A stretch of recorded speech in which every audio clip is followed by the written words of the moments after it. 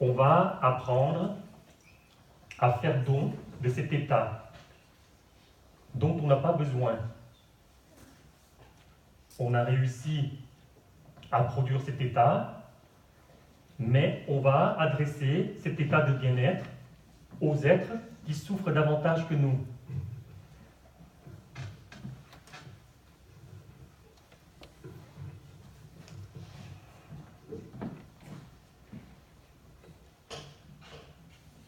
On peut appeler ça une dédicace de bien-être ou un don de bien-être.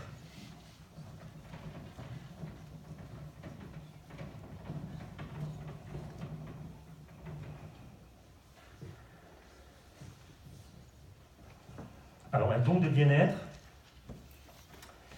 ce n'est pas celui qui est fait dans l'attente d'un retour.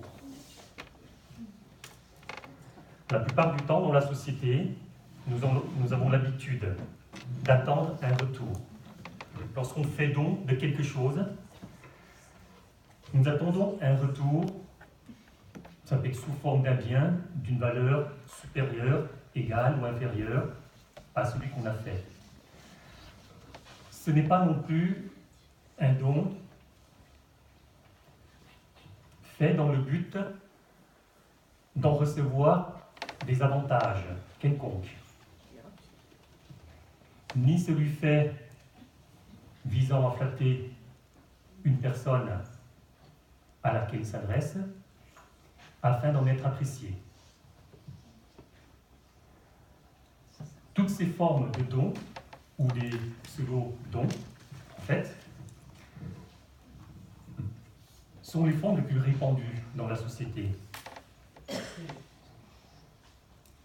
Et de telle manière à ce que même les sociologues sont amenés à penser que le don n'est en fait qu'une modalité un peu particulière de l'échange économique ou de stratégie menant au pouvoir. Et que, sous une apparence altruiste, ce don n'est en réalité qu'un égoïsme masqué. Dans la pratique de la voie, le don, il est dénué de toute attente.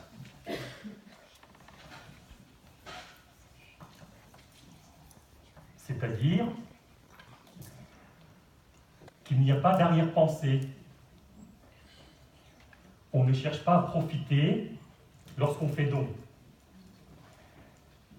Et on dit qu'il est désintéressé.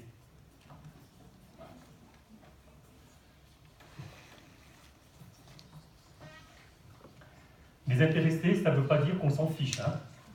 C'est-à-dire qu'on n'attend rien en retour. Si ce don est désintéressé, ce désintéressement va impliquer une double voie. C'est-à-dire que le don, il est désintéressé vis-à-vis de l'objet que l'on donne, mais aussi vis-à-vis de la personne à qui on donne. Et ce type de don va être le seul qui va vous mener vers l'affranchissement de l'ego, du moi. Si on donne un don sans attente, on commence à abandonner ce moi.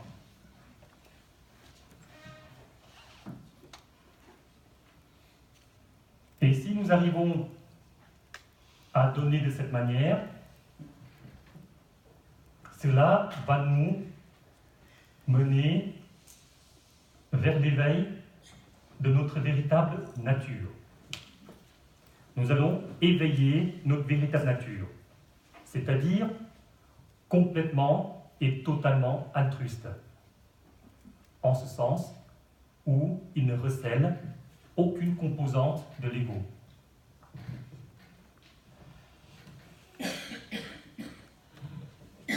Cette forme de don va aussi mener vers un double accomplissement. Premièrement, celui de pouvoir transformer.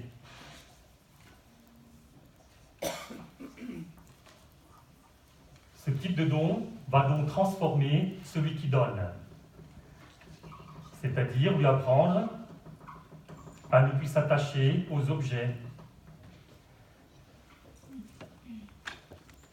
au bien-être, etc. Et l'autre transformation, donc, c'est transformer la personne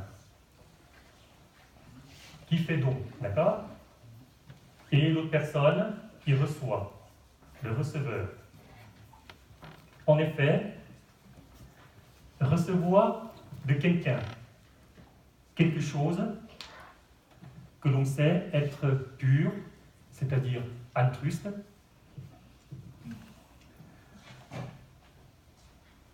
est une preuve d'amour pour cette personne qui reçoit. Et cette preuve d'amour, elle peut guérir certaines blessures affectives anciennes ou récentes,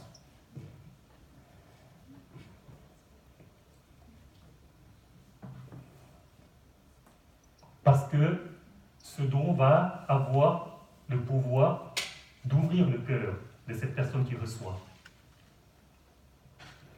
Alors, à la fin de chaque méditation, on va travailler cette forme de don, c'est-à-dire altruiste. En Asie, dans la couche populaire, il y a une mauvaise compréhension des dons. C'est-à-dire que les gens donnent en espérant un retour. Donc on leur apprend que si vous faites un acte positif, vous allez récupérer des mérites qui pourront vous aider à être mieux après votre mort, par exemple. Ou ça va vous mener vers un destin, un karma plus positif. Mais si vous observez que quand on donne et qu'on attend quelque chose, ça ne fera pas. Parce qu'on va s'attacher à ces mérites et on ne pourra pas se libérer. D'accord? Donc quand on fait quelque chose, on abandonne tout ça et on fait gratuitement. Voilà. Le Bouddha disait que lorsque vous faites don, n'attendez rien quant au résultat de ce don. Premièrement. Deuxièmement, de ne pas vous attacher à ces résultats. Troisièmement, de ne pas chercher à accumuler ces mérites. Et quatrièmement, ne pensez pas que lorsque la mort, une fois que vous allez la vivre, que ces mérites pourront être consumés pour avoir un karma plus positif. Donc ici, lorsqu'on se trouve bien dans la méditation, on va alors faire don de ce bien-être. On n'en a pas besoin. Il y en a d'autres qui souffrent davantage et on va leur dédier ce bien-être.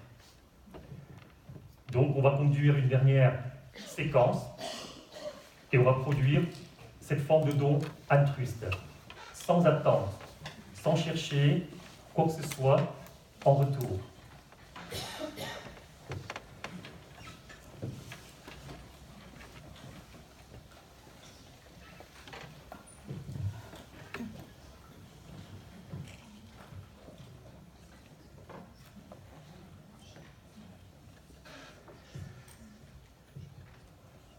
Concentrez-vous bien sur la respiration. Rappelez-vous maintenant, en suivant votre respiration, qu'elle soit longue ou courte, ça n'a pas d'importance. Vous ne chercherez pas à modifier le flux respiratoire, juste à observer. Et observez également les pensées qui fusent à l'intérieur. Et on va les abandonner. On va les abandonner parce qu'on sait que ce n'est pas moi. on va s'extraire de ce piège tendu par le moi depuis la nuit des temps.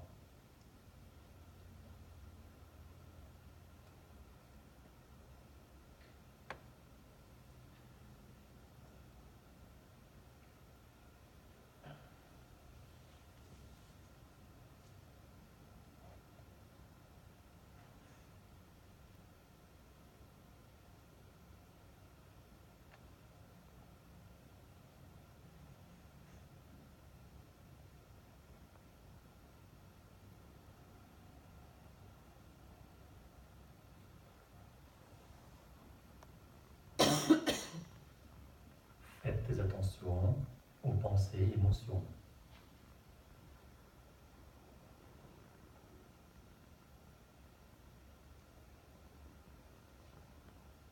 L'émotion est la seule émotion dans laquelle l'esprit peut s'y établir, c'est l'équanimité.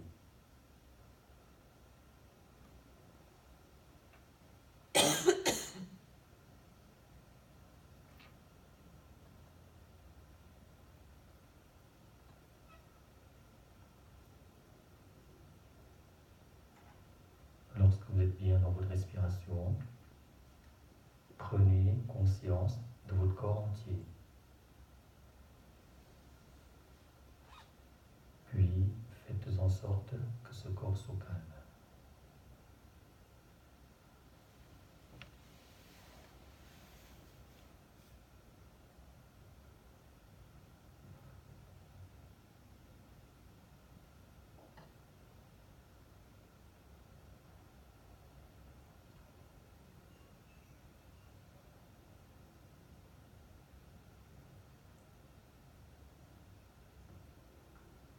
Surveillez bien vos sens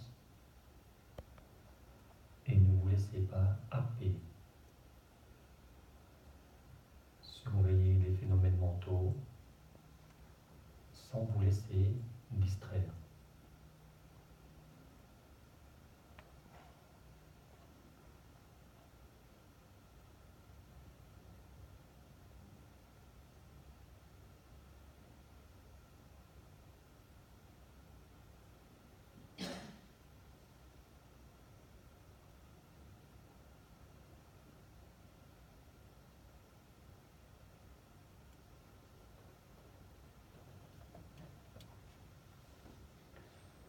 Lorsque vous avez bien senti le calme,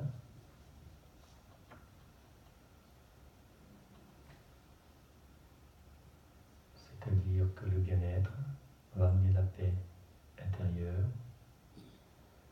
La paix intérieure va amener la quiétude profonde.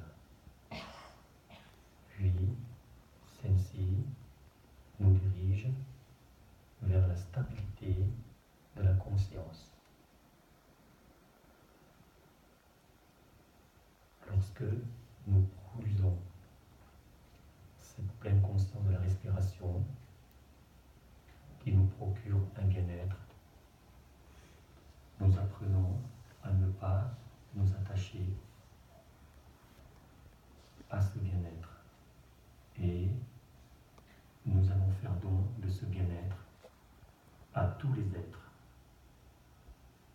dans et hors de ce monde, dans les directions 1, 2, 3, 4,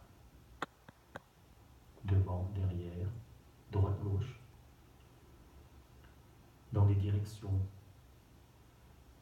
du haut au zénith, au nadir, c'est-à-dire vers le bas,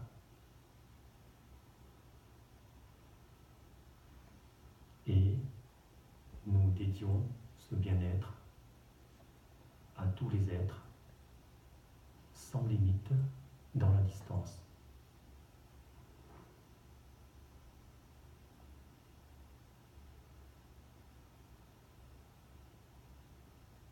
Ce don est le don de l'amour altruiste,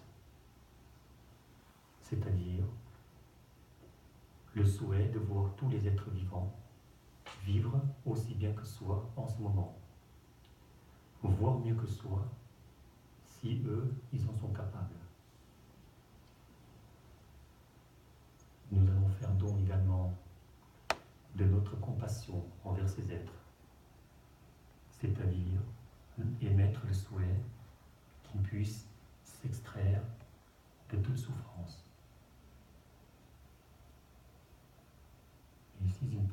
Et si ils y parviennent, nous éprouvons alors une joie altruiste.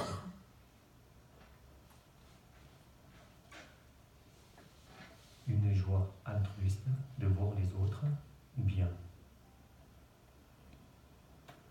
Puis, nous revenons dans l'état d'équanimité pour finir le don.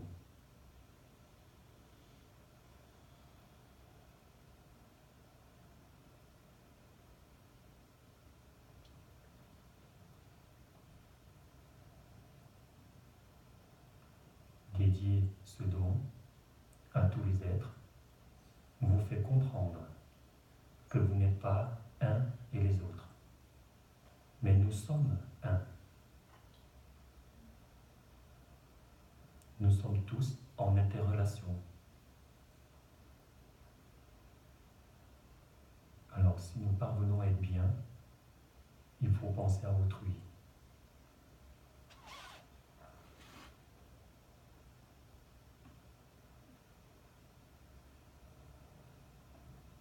Si vous sortez de cet état de conscience, voyez la fin de l'état. C'est l'extinction. Et si vous ouvrez les yeux, voyez la naissance d'un autre état de conscience.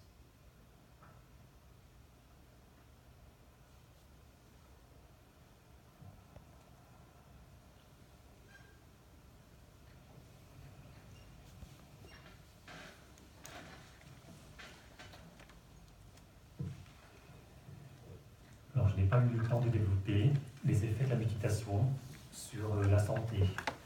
Peut-être que si nous avons une prochaine occasion, on va en parler davantage. Voilà. Avez-vous des questions pour finir?